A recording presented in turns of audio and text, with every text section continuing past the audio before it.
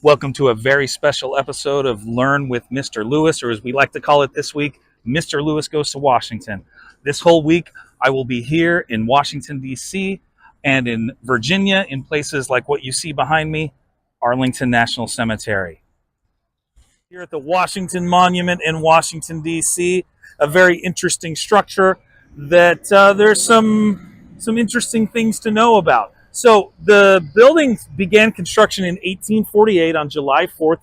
There was a big ceremony with President James K. Polk out here as they laid the cornerstone. It was a private organization originally that was funding this, and they worked on it from 1848 to 1854, and then they ran out of money. And then the Civil War comes along. And then as we're getting to 1876, there's a desire to finish the building, and it was finally finished by the Army Corps of Engineers in 1888. And you'll notice about a third of the way up, the stone changes.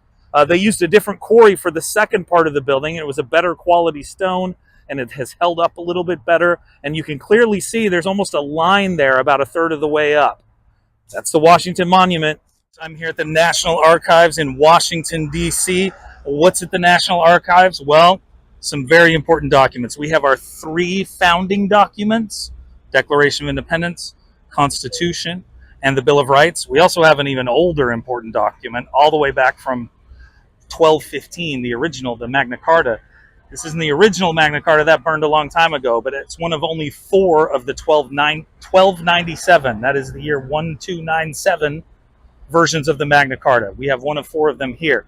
Now, some might say, hey, you know what, the Declaration of Independence, the original, isn't here, and they would kind of be right. Yes, the famous one with the big John Hancock signature at the bottom is here, but that's technically not the original. The original were the Dunlap broadsides, which were just 200 copies that were made. The fancy signed one was done later. Only 26 of those Dunlap broadsides still around. If you have one in your attic, it'll be worth a lot. I'm here in Washington, D.C., and I'm standing in front of my favorite type of museum. What type of museum is that? It's an art museum, and it's not just any art museum, it's the National Portrait Gallery. Well, what makes this museum special? First of all, what makes it special is that it's open until 7 p.m. Most of the other museums close around 5 o'clock. And so you can come here a little bit later and see some great works of art. What types of works of art? Well, there's a portrait of every U.S. president here in this museum.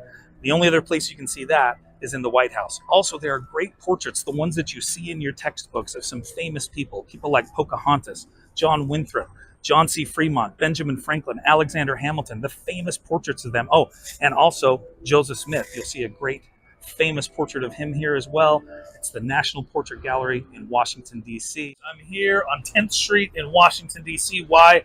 Well, because right behind me is Ford's Theater. And in Ford's Theater, on April 14th, 1865, Abraham Lincoln was shot at point blank range by John Wilkes Booth while he was watching the play Our American Cousin up in the presidential box. It was all decked out for him and ready. He was excited because it was Good Friday, and so there was a bit of a celebration.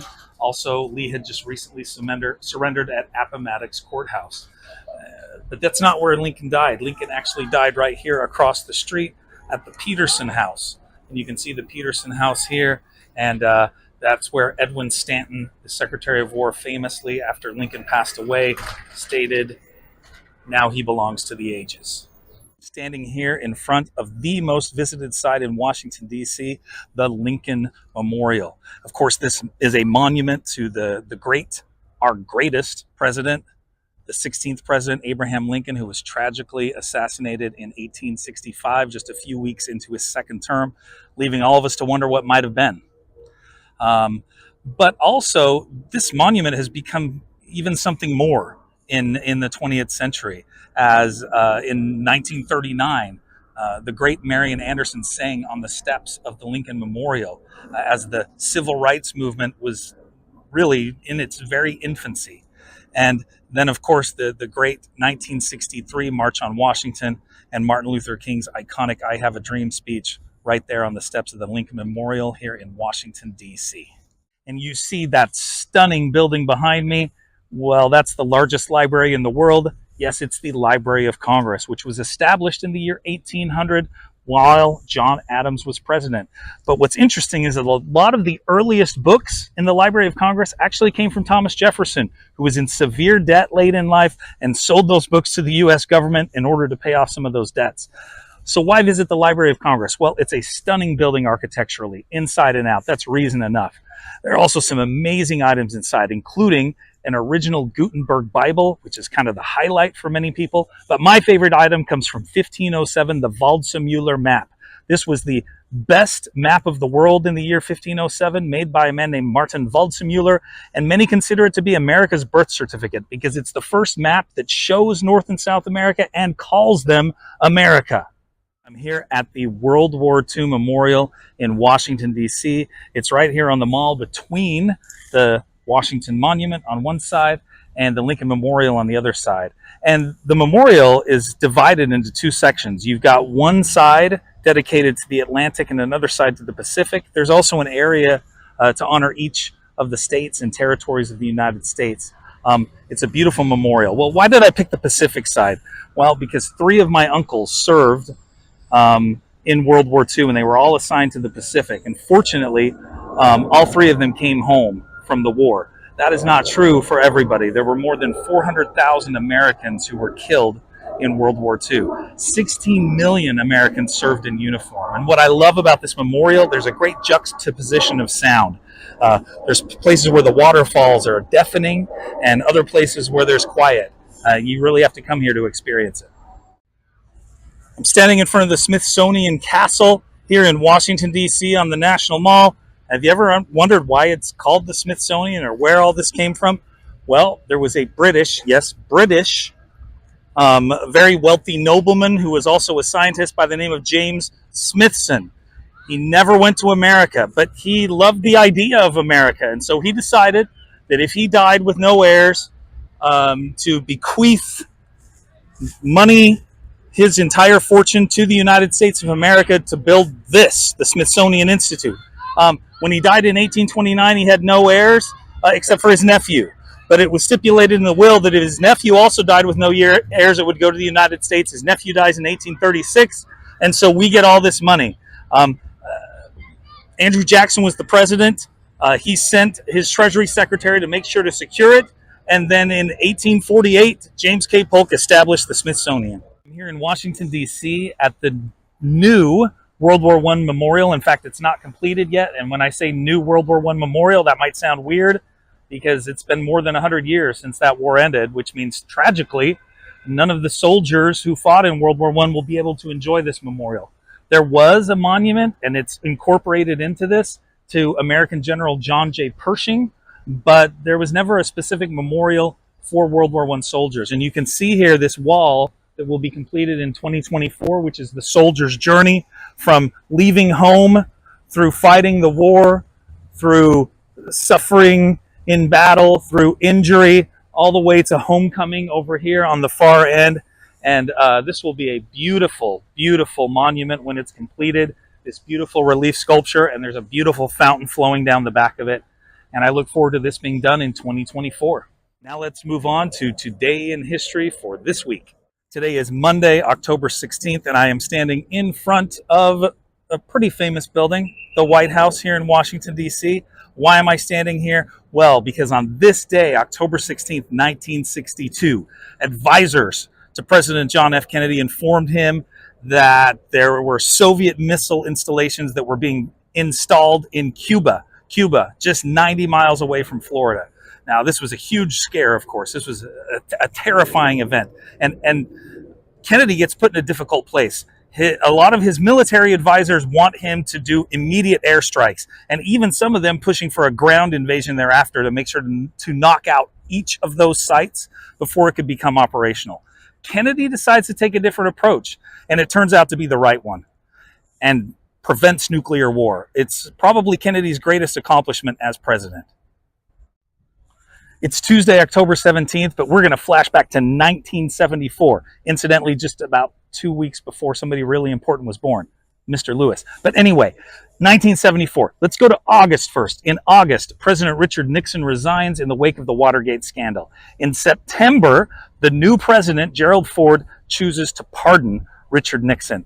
And this was very controversial at the time. And it was only the fact that both Republicans and Democrats respected Ford that he really kind of got away with this at all. He was highly respected by both sides. And remember, he'd only been vice president for about a year before becoming president because he had taken over for Spiro Agnew. Anyway, on October 17th, he's summoned to testify before the House Judiciary Committee about why he did this. And his explanation is that the country had bigger problems to deal with than that, and that we needed to move on. And the majority of Americans at the time disagreed, but the majority today agree with Ford. Wednesday, October 18th. On this date, just 2 years ago, in 2021, we lost a great American, Colin Powell, a trailblazer in the U.S. military and in U.S. government. Colin Powell, of course, came to the forefront as the chairman of the Joint Chiefs of Staff during the Persian Gulf War, that first Persian Gulf War, Desert Shield, Desert Storm. And that's why today we're standing at the corner of 23rd and Constitution. You can see the Lincoln Memorial behind me because it's right here at this spot that there will be a new monument, the Desert Shield and Desert Storm Memorial right here in Washington, D.C. It's scheduled to be completed in 2025. And part of the reason we're here is a personal one because a very close friend of our family, her brother, died. It was one of the 200 Americans who died in that war.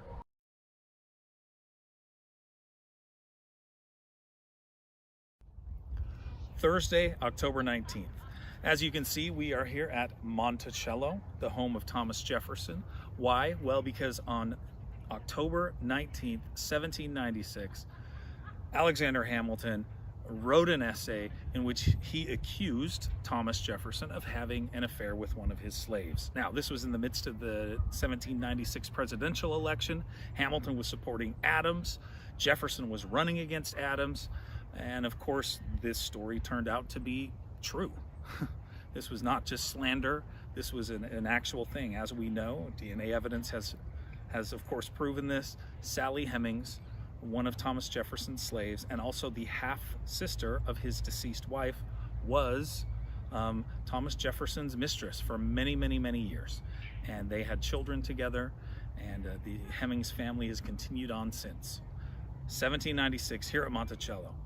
Friday, October 20th. I'm standing right here in front of the Peyton Randolph House in Colonial Williamsburg in Virginia, because on this day in 1774, October 20th, the First Continental Congress met in Philadelphia. Why did they meet in Philadelphia? Well, they were responding to the Intolerable Acts. And the Intolerable Acts, of course, was a way of the British to punish Massachusetts for what it had done in the Boston Tea Party just a few months earlier in late 1773. Well, why the Peyton Randolph House in Colonial Williamsburg? Well, because Peyton Randolph was the president of the First Continental Congress. So he was leading the way in this charge for all of the colonies to decide, you know what, we're going to be united. Even though Massachusetts is the one feeling the brunt of British pain at this point, the other colonies, including Virginia, decided we are going to show solidarity with Massachusetts. I'd love to hear from you. Let me know in the comments. Tell me which of the places that we saw would be most interesting to you. Or what did we miss here in Washington, D.C.? What's a place that you've been to here in the D.C. area that you think is most interesting that didn't make it on our list? Thanks for watching. Do you want to see some more of Mr. Lewis? Of course you do. You're addicted. There's a great video here, another great video here, and you can subscribe right here. Do you want to see some more of Mr. Lewis? Of course you do. You're addicted.